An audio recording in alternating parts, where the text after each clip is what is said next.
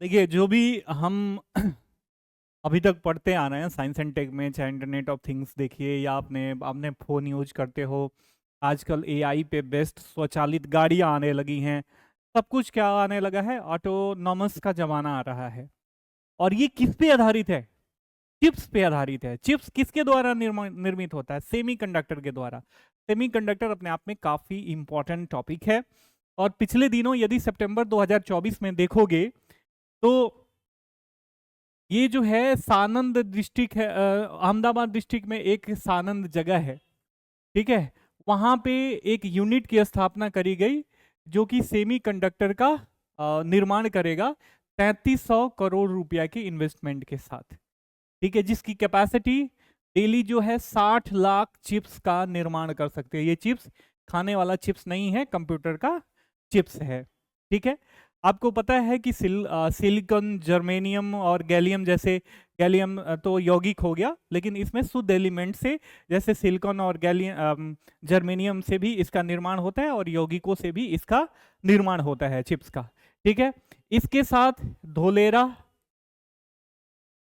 धोलेरा और असम का मोरीगांव, यहाँ पर भी क्या है, ये टाटा इलेक्ट्रॉनिक्स के द्वारा जो है यहाँ पे चिप्स विनिर्माण कंपनियों का जो है स्थापना किया गया है। तो अपने आप में ये काफ़ी इंपॉर्टेंट टॉपिक है और ये करंट अफेयर्स में बना हुआ है। तो इस लिहाज से आपने देखा होगा कि जब कोविड-19 की वजह से लॉकडाउन लगा हुआ था, ताइवान से चाइना का कॉन्फ्लिक्ट हुआ, उसके वजह से यदि बात करें, इसके बाद या रशिया और यूक्रेन का वो देखोगे युद्ध हो रहा है, तो जो भी सप्लाई चेन डिस्टर्ब हो रहा है या इकोनॉमिक्स में जो भी इकोनॉमी में लॉकडाउन लगता है, इसके वजह से क्या होता है, सप्लाई चेन डिस्टर्ब होता है। और सप्लाई चेन डिस्टर्ब होने की वजह से जो मैन्युफैक्चरिंग यूनिट है वो प्रोडक्शन ढंग से नहीं कर पाती हैं। और चूंकि हम यदि बात करें तो हमारे यहाँ चंडीगढ़ का मतलब डीआरडीओ का एक संस्था है बंगलुरु में, जो कि चिप्स का निर्माण करता है। और ये चिप्स केवल एरोस्पेस इंजीनियरिंग में इस्तेमाल होता है, कमर्शियल इसका यूटिलाइजेशन नहीं है, ठीक है। तो इसके वजह से हम सारा अपना जो भी राजस्व है, फॉरेन रिजर्व है, हम इसके इंपोर्ट पे क्या करते हैं, इन्वेस्टमेंट करते हैं। लगभग 100% इंपोर्ट जो है हमारा बाहर से ही होता है। तो एक तो हमारी डिपेंडेंसी बाहर के कंट्रीज पे है, किस वजह से, हमें वहीं से पूरा इंपोर्ट हो रहा है। और अकेले जो है चाइना से हम 37% क्या करते हैं, इंपोर्ट करते हैं, ठीक है। बात आ रही समझ में? तो कितना अपना फॉरेक्स हम चाइना को दे देते हैं, और चाइना से हमेशा हमारा क्या होता है, ट्रेड डेफिसिट होता है। तो इसकी वजह से इन सारे यदि हम डायमेंशंस को देखें तो अपने आप में सेमीकंडक्टर उद्योगों का विकास भारत के लिए काफी ज्यादा इंपॉर्टेंट हो जाता है। और सेमीकंडक्टर होता क्या है? सेमीकंडक्टर बेसिकली कंडक्टर और इंसुलेटर के बीच का होता है। ये क्या करता है, रेगुलेटेड इलेक्ट्रॉन का प्रवाह करता है, ठीक है। एकदम से नहीं कर देगा जैसे कंडक्टर करता है बिना किसी अवरोध के, ये तो करता है लेकिन रेगुलेटेड रूप से करता है। और यही रेगुलेटेड रूप से इलेक्ट्रॉन का प्रवाह करने की वजह से इसका इंपॉर्टेंस बढ़ जाता है। और चूंकि ये सारे इलेक्ट्रॉनिक डिवाइस और जो भी जनरेटिव एआई और एआई आप पढ़ रहे हो, सबका क्या है, फाउंडेशनल बीज है यही। ये नहीं रहेगा तो किसी का विकास नहीं होगा। ये कॉम्पैक्टनेस को बढ़ाता है। जैसे आप मान लीजिए जितना स्ट्रॉन्ग चिपसेट होता है उतना ही स्ट्रॉन्ग आपका फोन होता है कि नहीं होता है? जैसे M30 मतलब बायोनिक चिप्स ला रहा है, एप्पल के द्वारा लाया जा रहा है, ठीक है, विभिन्न कंपनियों के द्वारा स्नैपड्रैगन का ये फलाना ढिमकाना चिप्स यूज होता है। दैट मीन्स जितना चिप्स का अपग्रेडेड वर्जन आएगा उतना ही आपका जो डिवाइस है वो एफिशिएंट हो जाएगा और कॉम्पैक्ट होता जाएगा और वो बढ़िया से काम करेगा। तो चिप्स का क्या इंपॉर्टेंस है दोनों लिहाज से आप समझ गए। रेगुलेटेड रूप से इलेक्ट्रॉन का प्रवाह करता है, इसका जो रेजिस्टेंस होता है, दैट मींस इसकी जो प्रतिरोधकता होती है, ये दोनों के बीच की होती है। इंसुलेटर क्या करता है, या तो कम कर देता है या नहीं, या तो कम कर देता है या रोक देता है। कंडक्टर क्या करता है, वो नॉर्मली प्रवाह करता है, लेकिन ये क्या करता है, सेमीकंडक्टर रेगुलेटेड इलेक्ट्रॉन का प्रवाह करता है। इसका यदि रेजिस्टेंस देखें तो इनडायरेक्टली प्रोपोर्शनल टू क्या होता है, टेम्परेचर का। टेम्परेचर बढ़ेगा तो इसकी प्रतिरोधकता क्या क्या हो जाएगी, घट जाएगी। टेम्परेचर कम होगा तो प्रतिरोधकता क्या हो जाएगी, बढ़ जाएगी। तो ये अपने आप में इसके महत्व को दर्शाता है। तो आज के इस टॉपिक में हम देखेंगे कि सेमीकंडक्टर होता क्या है, सेमीकंडक्टर को लेके इतना हो हल्ला क्यों है। आप देखोगे कि तो विश्व में कुछ ही ऐसे देश हैं जैसे ताइवान हो गया, चाइना हो गया, साउथ कोरिया हो गया, जापान हो गया, यूएसए हो गया, इन्हीं का क्या है, बोलबाला है, सेंट्रलाइज है। तो सेमीकंडक्टर के उत्पादन में डिसेंट्रलाइजेशन नहीं है, और सेंट्रलाइजेशन जो है वैश्वीकरण के इस माहौल में क्या होता है, वैश्विक अर्थव्यवस्था के लिए खतरा उत्पन्न कर सकता है कि नहीं कर सकता है। किसी भी तरीके का लॉकडाउन लग गया, या जो ग्लोबल उठापटक की बात हो रही है, जियोपॉलिटिकल इनस्टेबिलिटी की बात हो रही है, जैसे रशिया यूक्रेन का युद्ध इतने दिनों से चल रहा है, तो सप्लाई चेन वहां से गड़बड़ हो रहा है कि नहीं हो रहा है। तो ऐसे ही मान लीजिए कहीं लॉकडाउन लग गया, कहीं डिस्टर्ब हो गया जियोपॉलिटिकल रूप से, तो पूरा सप्लाई चेन जहां से मान लीजिए अमेरिका किसी वार में क्या हो गया, इंडल्ज हो गया। ठीक है, अभी आपने देखा होगा कि पिछला जो कोविड-19 और 20 का लॉकडाउन लगा था, जिसके वजह से महिंद्रा और जो टाटा जैसी कंपनियां हैं यहाँ पे व्हीकल का निर्माण करती हैं, उनको चिप्स ही नहीं मिल पा रहा था। तो आपको एक एक गाड़ियों पे 8-8 महीना का वेटिंग लिस्ट दिखा रहा था, या मैन्युफैक्चरिंग है उनका लगभग ठप हो गया था। तो अपनी अर्थव्यवस्था को चलाने के लिए इस क्षेत्र में इंडिपेंडेंसी चाहिए कि नहीं चाहिए, चाहिए ना। इसके साथ साथ हमारा फॉरेन रिजर्व हर एक साल जा रहा है, इंपोर्ट कर, मान लीजिए हम ऊर्जा सुरक्षा की बात कर रहे हैं, हम खाद्य सुरक्षा की बात कर रहे हैं, तो हम टेक्नोलॉजी की सुरक्षा की क्यों नहीं बात करें। और जो टेक्नोलॉजी का मूल आधार है सेमीकंडक्टर, जब इसी को सुरक्षित करेंगे तभी तो बात बन पाएगी, बन पाएगी कि नहीं बन पाएगी। तो हम अपना फॉरेन रिजर्व बचाने के लिए ये सब क्या है, ये सबको कैलकुलेट करते हुए, सबको देखते हुए सेमीकंडक्टर अपने आप में काफी महत्वपूर्ण टॉपिक बन जाता है। ठीक है, तो हम देखेंगे कि इसका परिचय, इसका महत्व, सेमीकंडक्टर के विनिर्माण की जो कुछ सेमीकंडक्टर के विनिर्माण में कुछ परिभाषित विशेषताएं होती हैं, ठीक है, उसके बारे में देखेंगे। इसके बाद भारत में सेमीकंडक्टर विनिर्माण की क्या स्थिति है, क्या स्टेटस है, सेमीकंडक्टर आपूर्ति श्रृंखला में विविधता क्यों जरूरी है, भारत में सेमीकंडक्टर उद्योग का विकास क्यों जरूरी है, इसके साथ साथ सरकार की क्या नीतियां इसको लेके चलाई जा रही हैं, और आगे की राह को देखते हुए हम इस पूरे टॉपिक को क्या करेंगे, कंक्लूड करेंगे। ठीक है, तो एक एक करके हम देखते जाते हैं। ठीक है, अगला है हमारा सेमीकंडक्टर का महत्व है। तो सेमीकंडक्टर का क्या महत्व है, आपने देख ही लिया कि आधुनिक औद्योगिक उत्पादों का क्या है, ये हार्ट है, चेम्बर, हार्ट चेम्बर है, हृदय है, इसके बिना कुछ हो ही नहीं पाएगा, पॉसिबल ही नहीं है। चाहे आप जनरेटिव एआई की बात कर लो, एआई की बात कर लो, अपने टीवी रिमोट, टीवी की बात कर लो, कंप्यूटर की बात कर लो, अपने फ़ोन की बात कर लो, अपना रेफ्रिजरेटर की बात कर लो, अपना वॉशिंग मशीन की बात कर लो, किसी जो भी आपका इलेक्ट्रिक इक्विपमेंट है, सबका मूल आधार क्या है, सेमीकंडक्टर है। ठीक है, इसके साथ साथ जो भी उभरती प्रौद्योगिकियां हैं, जैसे हम जनरेटिव एआई की बात कर रहे हैं, क्या है, ये उभरती प्रौद्योगिकियां है, या आने वाले समय में सबके लिए पूर्णोदक का ये काम करेगी, सबका आधार बनी रहेगी। इसके साथ साथ पेट्रोलियम के बाद सबसे अधिक रोजगार नहीं, ये बाजार वाला या कैप वाला बात करें तो ये उद्योग है। लगभग 500 या 600 बिलियन, 500 या 600 बिलियन डॉलर का जो है ये कारोबार जो है ये प्रदान करता है पूरे इकोनॉमिक्स, वैश्विक इकोनॉमिक्स को। ठीक है, इसके साथ साथ इलेक्ट्रॉनिक्स उपकरणों के आगे के विकास में भी ये सहायता प्रदान करेगा, करेगा कि नहीं करेगा, क्योंकि ये मूल आधार ही है। इसमें परिवर्तनकारी क्षमता होती है, जैसे जैसे हम इसको अप स्केल करते जाएंगे, जैसे जैसे इसमें R&D के द्वारा इसका डेवलपमेंट करते जाएंगे, क्या होगा, आमूलचूल परिवर्तन करने की इसमें क्षमता होगी। ठीक है, पहले क्या होता था, जैसे मान लीजिए कि पहले हमारा मोबाइल होता था, मोबाइल में अगर 50 फोटो हमने डाल लिया और उसको यदि हम टिक करें तो पता चले कि खुलने में ही सर्कल घूमते घूमते घूमते घूमते कुछ देर बाद खुल रहा है। अब हजारों फोटो है आप में, आपके फोन में, और जैसे ही गैलरी खोलते हो सब धड़ाक से खुल जाता है, मतलब बहुत ही इंस्टेंट खुल जाता है। किसी भी फोटो पे क्लिक करो, उसका एक्सेस तुरंत आपको मिल जाता है। क्यों, ये सब किसके बदौलत से हो रहा है, चिप के अपस्केल के वजह से हो रहा है, सेमीकंडक्टर के अपस्केल के वजह से हो रहा है। ठीक है, इसके बाद इसमें विनिर्माण की कुछ परिभाषित विशेषताएं होती हैं। इसके विनिर्माण के लिए क्या क्या चाहिए, फ्रंट एंड मैन्युफैक्चरिंग और बैक एंड असेंबली एक बहुत ही बड़ा ये कॉम्प्लिकेटेड चीज होती है। इसमें रिसर्च एंड मतलब प्रोक्योरमेंट से लेके चाहे इसका जो भी रॉ मटेरियल यूज होता है और इसको फाइनल प्रोड्यूस के रूप में बाहर निकालने को लेके बहुत ज़्यादा कॉम्प्लिकेटेड प्रोसेस होता है, जिसका नाम फ्रंट एंड मैन्युफैक्चरिंग और बैक एंड असेंबली नाम दिया जाता है। ठीक है, इसके विनिर्माण में जटिलता होती है, कई सारे टेक्नोलॉजी का उपयोग करके इसका हम क्या करते हैं, निर्माण करते हैं। तो बहुत अधिक जटिलता है इसके निर्माण में। इसके साथ साथ अत्यधिक संकेंद्रित वैश्विक आपूर्ति श्रृंखला है। मैंने शुरुआत में बताया कि south Korea, Japan, Taiwan, China और यूएसए इन्हीं का क्या है, बोलबाला है। ये हाईली सेंट्रलाइज है इसकी विशेषताओं में। इसके लिए बड़ा निवेश की आवश्यकता है। देखो जैसे जैसे डिमांड बढ़ रहा है, अब आने वाले दशक में यह अनुमान लगाया जा रहा है कि कम से कम 60 करोड़ लोग जो है भारत में मोबाइल यूज करेंगे आने वाले समय में, 2-4 सालों में। तो ये 60 करोड़ लोगों के लिए क्या होगा, नया मोबाइल सेट चाहिए, नया इक्विपमेंट चाहिए, और इस सब के लिए क्या चाहिए, ऐसा अनुमानतः कहा गया है कि कम से कम 6 से 7 ट्रिलियन डॉलर के क्या है, इन्वेस्टमेंट चाहिए इतने लोगों को सप्लाई देने के लिए। बात आ रही है समझ में? तो बड़ा निवेश जो है इसकी सबसे बड़ी विशेषताओं में से एक है। इसके साथ साथ ये कुछ ही कंपनियों के बीच इसकी राजस्व साझेदारी होती है।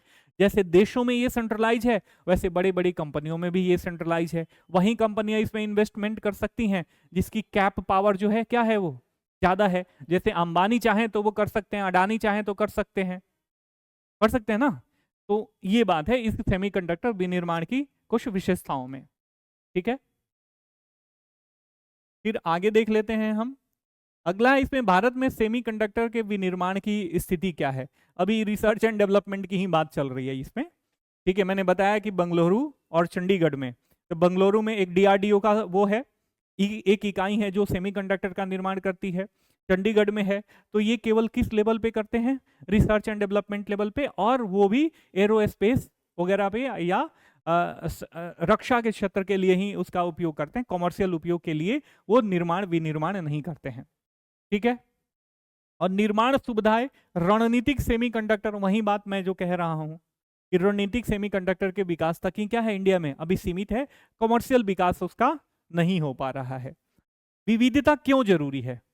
ठीक है, जैसे हम मान लीजिए कि हम पंचायत की बात करते हैं। ठीक है, पंचायत की बात करते हैं तो पंचायत क्या है, पंचायत डेमोक्रेटिक डिसेंट्रलाइजेशन का सबसे लोअर स्टार्टा पे बैठा लोक कल्याण को सुनिश्चित करने वाली एक संस्था है कि नहीं है? अगर यही केवल जो मतलब महात्मा गांधी के कॉन्सेप्ट को इसे धरातल पे लाया गया है 73वीं और मान लीजिए 74वीं संविधान संशोधन के द्वारा, तो इसी तरीके का ये क्या है, ये डिसेंट्रलाइजेशन का एक प्रोसेस है, एक परिणाम है। तो डिसेंट्रलाइजेशन किसी भी क्षेत्र में क्यों जरूरी है? विविधता लाने के लिए, है ना, कि एक ही हाथ में पावर है, यदि सेंट्रलाइज रहेगा तो वो व्यक्ति जैसे चाहे वैसे दुनिया को घुमा सकता है। तो वैसे ही विनिर्माण इकाइयां जो है अत्यधिक संकेंद्रित हैं, और मान लीजिए कि वैश्विक उठापटक हो जा रही है, लॉकडाउन लग जा रहा है, और आने वाले समय में नो डाउट कि आपूर्ति श्रृंखला जो है, सप्लाई चेन जो है, हमेशा डिस्टर्ब होते रहेगा। ठीक है, सब देशों की महत्वाकांक्षा बढ़ती जा रही है, और सब देश क्या है, एग्रेसिव फॉरेन पॉलिसी अपनाते हुए एक दूसरे को सप्रेस करना चाहते हैं। जब सप्रेस करेंगे तो विरोधा स्वरूप क्या होगा, युद्ध वगैरह तो होते रहेगा, होगा कि नहीं होगा? तो ये सप्लाई चेन हमेशा डिस्टर्ब होते ही रहेगा। तो इसीलिए विनिर्माण इकाइयां अत्यधिक संकेंद्रित नहीं होनी चाहिए, इनका डिसेंट्रलाइजेशन जरूरी है। महामारी के कारण आपूर्ति श्रृंखला में जो व्यवधान उत्पन्न हो गया था, उसका दुष्परिणाम हम सबको देखने को मिल चुका है, और मैंने शुरुआत में इस वीडियो लेक्चर के पहले बता दिया। इसके साथ साथ भू राजनीतिक संघर्ष के कारण भी क्या है, आपूर्ति श्रृंखला में विविधता जरूरी है। भू राजनीतिक संघर्ष, बार बार यही एग्जांपल दे रहा हूँ, जैसे रशिया यूक्रेन युद्ध हो गया, अभी इजराइल हमास का युद्ध हो गया, तो वो कितना अस्थिर इलाका है, तो सप्लाई चेन डिस्टर्ब होगा कि नहीं, डिस्टर्ब होगा। इसके साथ साथ जो भी भू राजनीतिक विवाद उभर के आते हैं, इससे क्या होता है, सप्लाई चेन डिस्टर्ब होता है। और जब एक ही एरिया में सेंट्रलाइज यदि ये विनिर्माण इकाइयां हैं, उसमें विविधता नहीं लाई जाए, और इन सारे कारणों से किसी भी तरीके से चिप्स और सेमीकंडक्टर का सप्लाई डिस्टर्ब हो रहा है, तो जो भी आपका टेक्निकल इन्हांसमेंट है, उसका जो प्रोग्रेस का पाथ है, वो क्या हो जाएगा, वो रुक जाएगा, डाउन हो जाएगा। इसीलिए आपूर्ति श्रृंखला में विविधता क्या है, जरूरी है कि नहीं है? बात आ रही है समझ में? अब देखो वही बात कि भारत में सेमीकंडक्टर उद्योग का विकास क्यों जरूरी है। लगभग कुछ मिला जुला के सब सेम ही है। क्यों? क्योंकि हमें आपूर्ति झटकों से निपटना है। वहीं जब सप्लाई चेन डिस्टर्ब होगा तो आपूर्ति झटका लगेगा, आपूर्ति झटका लगेगा तो जो भी हमारा इलेक्ट्रॉनिक डायमेंशन में जो भी हमारा डेवलपमेंट हो रहा है वो क्या हो जाएगा, रुक जाएगा। तो विविधीकरण होगा तो हम आपूर्ति झटकों से निपट सकते हैं। ठीक है, जैसे मान लीजिए हम पेट्रोलियम ऊर्जा के बारे में, ऊर्जा सुरक्षा की बात कर रहे हैं, तो ऊर्जा सुरक्षा की बात क्यों करी जा रही है? देखो कुछ ऐसे टॉपिक होते हैं ना जिसके पीछे का कारण जो है मूलतः लगभग सेम होता है। जैसे ऊर्जा सुरक्षा की बात कर रहे हैं, तो ऊर्जा सुरक्षा जो है क्यों जरूरी है? तो आपूर्ति झटकों से निपटना। तो उसी तरीके से ये एक सेमीकंडक्टर में सुरक्षा की जरूरी की बात कर रहे हैं, तो आपूर्ति झटकों से निपटने के लिए। इसके साथ साथ जो बढ़ती मांग है उसको पूरा करने के लिए, बढ़ती जनसंख्या है, सब लोग कमा रहे हैं, परचेजिंग पावर कैपेसिटी बढ़ रही है धीरे धीरे, सब लोग क्या होंगे, लग्जरियस लाइफ की तरफ मूव ऑन करते हैं। अब गांव में भी क्या लगने लगा है, एसी लगने लगा है। पहले रेयरली ही किसी के गांव में क्या हो जाता था, कूलर वगैरह मिलता था, अब क्या है, हर घर कूलर, और एसी तो है ही है, एसी भी लगवा रहे हैं हम लोग। नहीं कुछ हो रहा है तो बिटवा के बियाह में मांग रहे हैं, मंगरुआ के बियाह में कि एसी दे दो। ठीक है, बात आ रही है कि नहीं समझ में? इसके साथ साथ रोजगार सृजन भी होगा, जो भी स्किल्ड लेबर वगैरह हैं उनको इस क्षेत्र में क्या हो सकता है, रोजगार मिल सकता है। राजस्व में वृद्धि होगी, जो भी हम अपना फॉरेन एक्सचेंज जो है, फॉरेन रिजर्व जो है किसी अन्य देश को देते हैं, वो तो बचेगा ना, हमारे देश में ही रहेगा, तो राजस्व में वृद्धि होगी कि नहीं होगी। इसके साथ साथ भू राजनीतिक भी लाभ होगा। अब मान लीजिए यूएसए के पास क्या है, सेमीकंडक्टर है, ठीक है, तो सेमीकंडक्टर हम क्या कहते हैं, भैया हमें दे दो यार, पावर है ना उसके पास, तो पावर की तरफ हमारा इंक्लाइनेशन होता है कि नहीं होता है, और उसका जियो पॉलिटिकल लाभ अमेरिका उठाता है कि नहीं उठाता है। कह रहा है कि हम टैरिफ बढ़ा देंगे, ये कर देंगे, वो कर देंगे, तो तुरंत ही क्या करिए इंडियन गवर्नमेंट, बजट के बाद जो विदेशों से स्पेशली यूएसए से जो इंपोर्ट होने वाली बाइक्स वगैरह थी या गाड़ियां वगैरह थी, उन पर टैरिफ क्या करा इन्होंने, कम कम कर दिया है। भू राजनीतिक लाभ तो इसका होता ही होता है। ठीक है, अब इंडिया के पास, इंडिया हर एक क्षेत्र में, एनर्जी के क्षेत्र में, खाद्य के क्षेत्र में, टेक्नोलॉजी के क्षेत्र में इंडिपेंडेंट हो जाए, तो इसको कोई डरा सकता है? नहीं डरा सकता। ठीक है भाई, तुम अपना काम करो, हम अपने एनर्जी, हाँ अपना उत्पादन हम खुद कर लेंगे, ठीक है ना। सरकार के प्रयास की बात करें तो राष्ट्रीय इलेक्ट्रॉनिक्स नीति 2019, ठीक है, इसके तहत ये सेमीकंडक्टर के निर्माण को बढ़ावा दे रही है।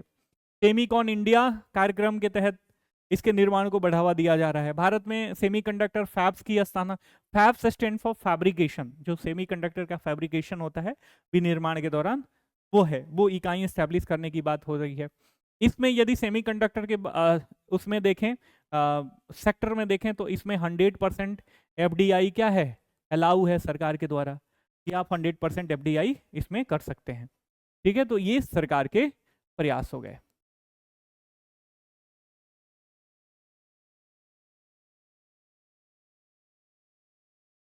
अब इसमें चुनौतियां क्या हैं, सबसे बड़ी बात, ठीक है, तो इसमें चुनौतियां क्या हैं, स्थापना की उच्च लागत, जहां जैसे भारत जैसे देश में जहां पे क्या है, रीजनल डेवलपमेंट डिस्पैरिटी है।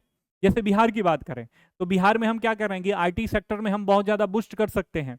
तो बिहार जैसे एरिया में मान लीजिए यहाँ पे स्टेट गवर्नमेंट ही कुछ करना चाहती है, ठीक है, तो स्टेट गवर्नमेंट को करने के लिए मान लीजिए सेमीकंडक्टर के विनिर्माण वगैरह की एक दो इकाइयां, सरकारी इकाइयां वो एस्टेब्लिश करना चाहती है, जो कॉमर्शियल रूप से क्या करे, उत्पादन करे, तो क्या बिहार सरकार कर पाएगी?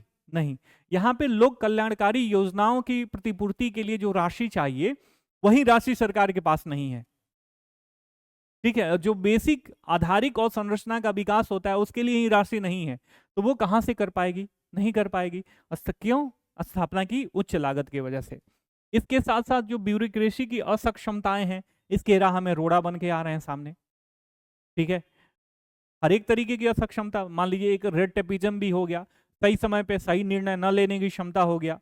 इसके साथ साथ ब्यूरोक्रेसी में जो है ये वाला सेक्टर, मान लीजिए कि जानकारी का अभाव, बहुत बढ़िया, सामान्यकृत ये एग्जाम होता है, ये विशेषीकृत एग्जाम नहीं होता है। एक आईएएस या एसडीएम बनेगा, वो सामान्य मतलब ज्ञान है उसके पास, क्या है, विशेषीकृत विशेषज्ञ नहीं है वो किसी क्षेत्र में।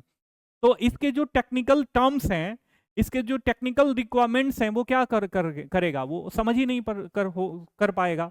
इसके साथ साथ उनको प्रॉपर ट्रेनिंग वगैरह नहीं दी जाती है।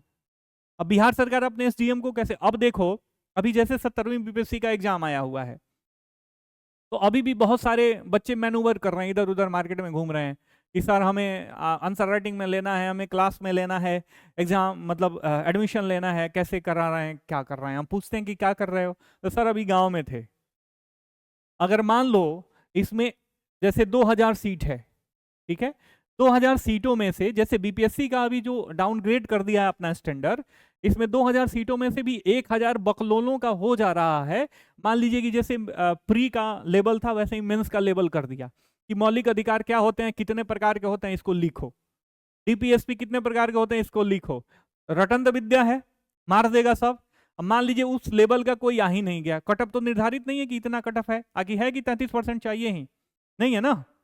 तो मान लीजिए 33% 40% लाने वाला टॉपर बन गया, दैट मीन्स बकलोल टॉपर बन रहा है, तो वो क्या करेगा, प्रशासनिक जो असक्षमताएं हैं उसको और क्या करेगा, और उसको इनहेंस करेगा। सरकार के पास इतनी तो वो है नहीं टेक्नो मतलब चाहे पैसा करें या और संरचना का विकास करें कि उसको प्रॉपर रूप से जो है उसको ट्रेनिंग दे पाएगा या कि अमेरिका भेज के ट्रेनिंग दिलवा लेगी बिहार गवर्नमेंट, नहीं दिलवाएगी। और जाएंगे भी तो वो नहीं समझ पाएंगे, लैंग्वेज प्रॉब्लम हो जाएगी। ठीक है, तो ये है नौकरशाही की अक्षमताएं। इसके साथ साथ अस्थिर बिजली आपूर्ति, जैसे ऊर्जा सुरक्षा की बात करी जा रही है। अभी भी भारत में क्या है कि ऊर्जा की सप्लाई हर एक सेक्टर में अस्थायी नहीं है। जैसे बिहार में भी है, बिहार में पीक आवर में क्या होता है, कटौती कर ली जाती है। अभी दिल्ली में जो अभी निवर्तमान जो चीफ मिनिस्टर हैं वो क्या कर रही हैं, दिल्ली में बिजली की कटौती की जा रही है।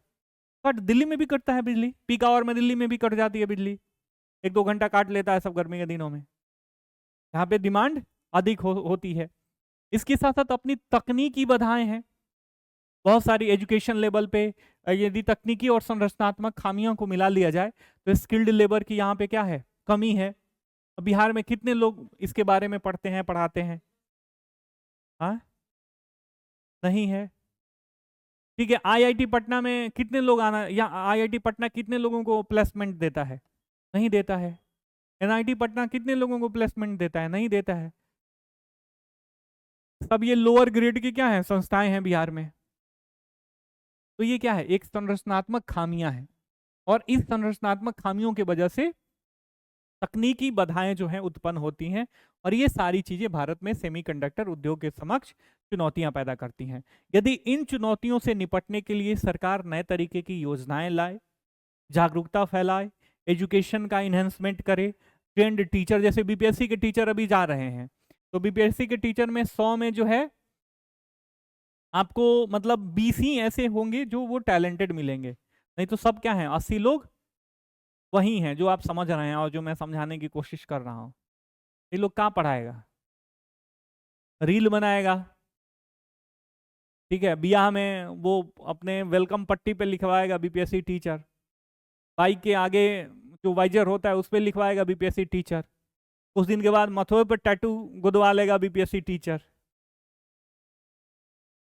ठीक है, जैसे हमने पुरानी मूवी देखी थी मर्द को दर्द नहीं होता, अमिताभ बच्चन की, वैसे ही सीने पे लिखवा लेगा बीपीएससी टीचर को कभी दर्द नहीं होता।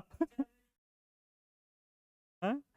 तो ये सारी चीजें यदि इसको मिटिगेट करने के लिए सरकार प्रॉपर तरीके से संरचनात्मक खामियों को दूर करते हुए प्रॉपर इन्वेस्टमेंट के साथ, प्रॉपर प्लानिंग के साथ संस्थाओं का विकास करती है, तो सेमीकंडक्टर उद्योग के सामने जो समक्ष चुनौतियां हैं वो उसको हम मिटिगेट कर सकते हैं, और सेमीकंडक्टर के क्षेत्र में हम क्या कर सकते हैं, आत्मनिर्भर बन सकते हैं, और भारत के विकास की गाथा में इसका योगदान जो जो भी चाहिए वो ला सकते हैं।